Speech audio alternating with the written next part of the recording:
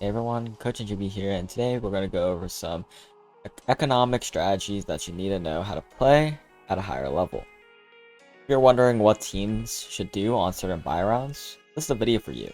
I'm going to go over how to optimize your eco rounds, the anti-eco strategy, and some common buy round strategy you will see. Now for today's warm-up, take a few minutes to write down what you like to do on an eco or a save round in ranked. You have different strategies depending on the map or situation, just write down the one you most commonly use. We'll be coming back to these notes closer to the end of our video today, so don't lose it. Let's talk about the eco round.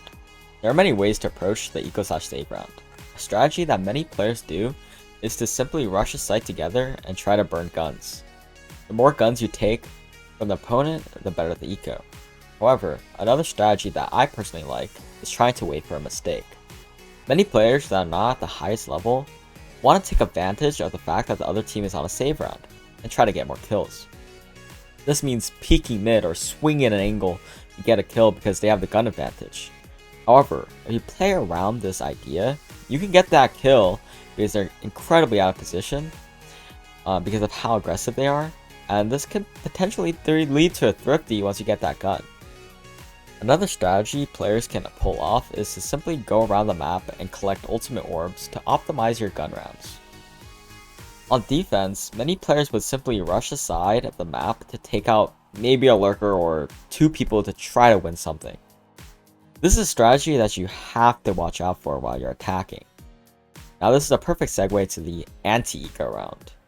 This strategy is integral to a well-coordinated team, and even in ranked. This strategy is used whenever a team has a strong buy versus a team with a weak buy. You make a setup on attack to expect a push from the defenders because they have a weak buy and punish them. Alright, let's go over a very popular anti-eco setup on Ascent. Now this setup is used by my UMD team and many pro teams. This is a very common team comp that you might see in Ascent, so I'm going to go explain it. As you can see here, the KO will be knifing A, and if they are pushing towards A, the whole team rotates and hits B. That's the whole point of this information gathering that I was talking about against eco rounds. You'll see usually five pistols just rushing this weak side and trying to get a kill or two and trying to get a gun to win the thrifty.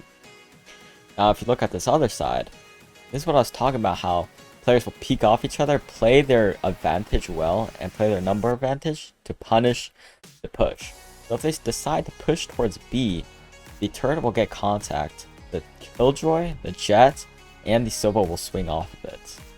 Or the Killjoy will swing off the turret, and if they push, the Sova has the contact outside, and then the Jet peeks off the Sova.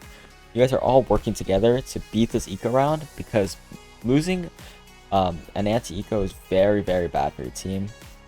And it swings the momentum towards the players that won the thrifty.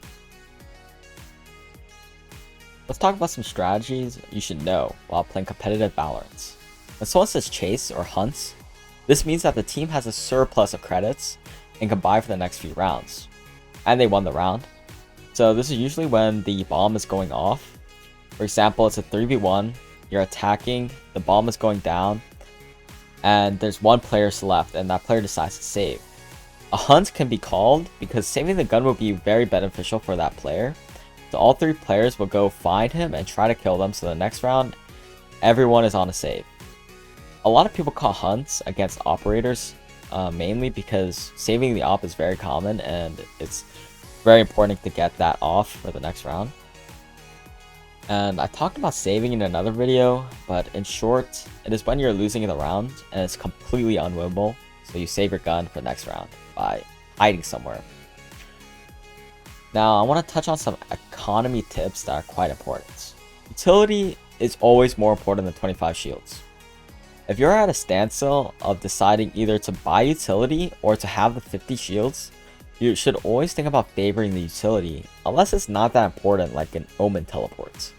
However, key utility like Omen Flash or Sova Drone should always be favored compared to the shields.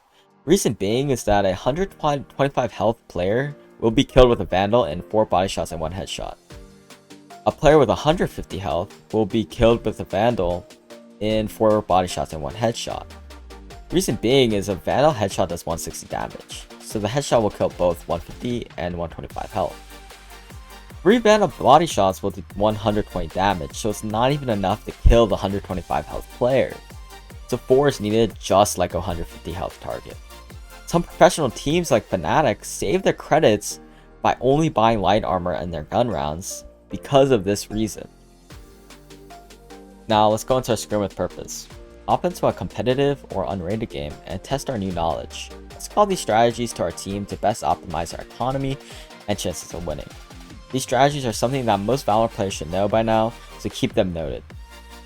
I want you to now think of your new view of eco and anti-eco knowledge and compare it to your warm-up notes. See how much you learned and how much you can apply to your future games. I'm Coach NJV and I hope you enjoyed this video. That's the end of the season of videos and I hope you learned a lot. I'll see you guys next time.